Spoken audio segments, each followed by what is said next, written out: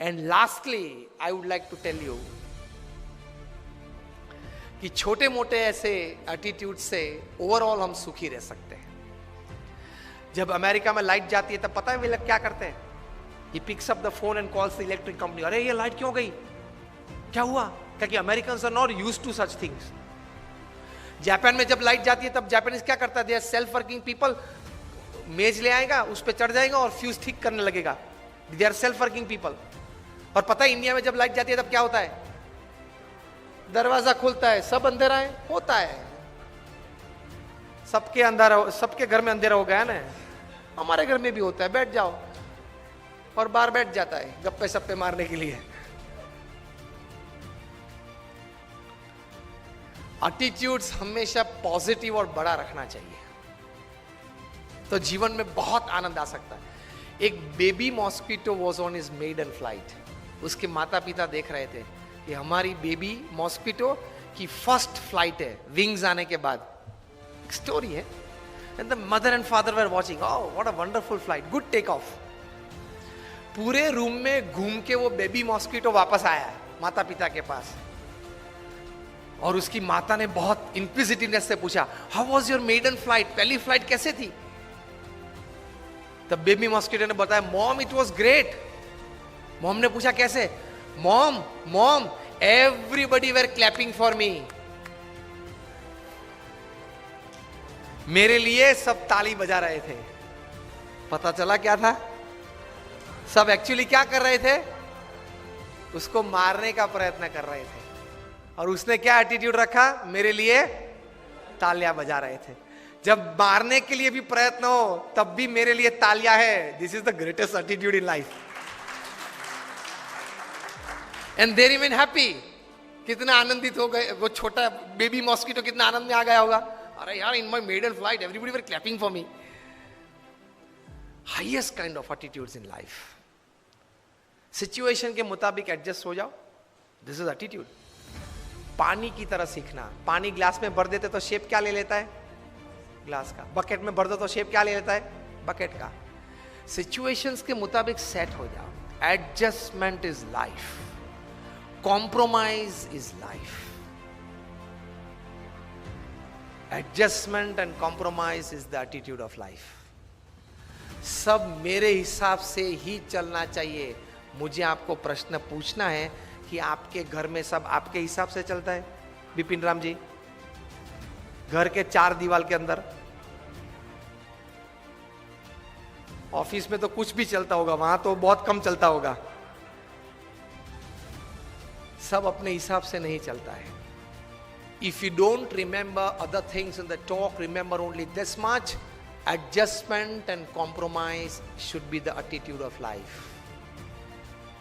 आप भी कुछ हैं, हम भी कुछ हैं, लेकिन कोई कॉमन मिनिमम प्रोग्राम CMP कैसे बना के मैं भी थोड़ा अपना रखूं और थोड़ा छोड़ दूं, आप भी अपना थोड़ा रखें और थोड़ा छोड़ दें, ताकि हम कॉमन प्लेटफॉर्म पे आ जाए और काम करें और थोड़ा नतीजा लेके आए। That should be the attitude in life. नहीं, अगर मेरे विचार में आपको सम्मिलित होना है तो ही दूसरी बार मीटिंग में आप आना। This is not the way you work. This is not how great people have worked. और अंतिम में डेढ़ बजने में 5 मिनट बाकी है। मुझे 1:30 बजे तक की बात करने की बात हुई थी।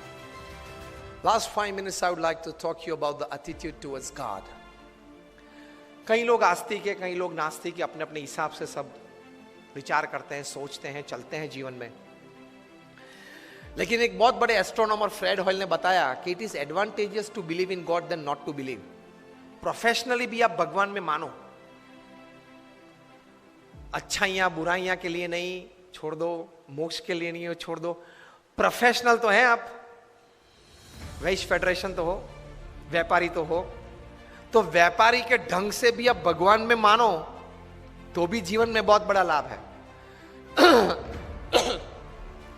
Thousands and thousands of papers have been released in national and international seminars where faith in God, meditation, नाम स्मरण, भगवान की मूर्ति के दर्शन, मंदिर जाना उसके फिजिकल, मेंटल और इमोशनल लाभ साइंटिफिकली प्रूव हुए हैं।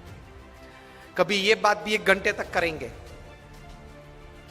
कि जो 9 भक्ति श्रीमद् भागवत में दी गई है, श्रवणम, कीर्तनम, स्मरणम, पाद सेवनम, अर्चनम, वंदम, दास्यम, सख्यम, आत्मनिवेदनम, 9 प्रकार की भक्ति, भगवान का नाम स्मरण करना, भगवान को दंडवत प्रणाम करना, इसके फिजिकल, मेंटल और इमोशनल लाभ कितने हैं।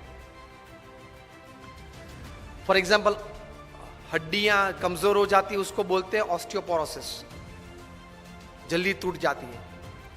अभी रिसर्च 1 महीने पहले हार्वर्ड यूनिवर्सिटी ऑफ पेंसिल्वेनिया में हुआ कि जो भारतीय शास्त्र में मंदिर में जाने के बाद मंदिर की मूर्ति को जो साष्टांग दंडवत प्रणाम करते हैं, अगर वो साष्टांग दंडवत प्रणाम 11 से 15 अगर रोज करे तो वो व्यक्ति को कभी ऑस्टियोपोरोसिस नहीं हो सकता। यूनिवर्सिटी ऑफ पेंसिल्वेनिया में। भगवान के नाम स्मरण में कितनी ताकत है, फिजिकली, प्रैक्टिकली। मोक्ष की बात, भगवान के स्वर्ग नरक की बात जाने दो अभी। तो प्रोफेसर न्यूबर्ग ने यूनिवर्सिटी ऑफ पेंसिल्वेनिया में रिसर्च किया, डिफरेंट एज ग्रुप्स के व्यक्तियों को बिठाया, 20 वीक्स का प्रोग्राम था, हर रोज 10 मिनट मेडिटेशन में, और जो भी भगवान के स्वरूप में वे मानते हो उस स्वरूप का ध्यान करके नाम स्मरण करना। एंड रिजल्ट में MRI टेस्टिंग हुआ, माइंड मैपिंग हुआ, उसमें से प्रैक्टिकल साइंटिफिक रिजल्ट्स ये मिले कि जो छोटे बच्चे थे वो रेगुलर 10 मिनट रोज मेडिटेशन और भगवान का नाम स्मरण करते थे, उनकी मेमोरी पावर 15 to 25% बढ़ गई। जो किशोर अवस्था में थे, युवा अवस्था में थे, उनकी मेमोरी भी बढ़ गई और सेल्फ कॉन्फिडेंस भी बढ़ गया।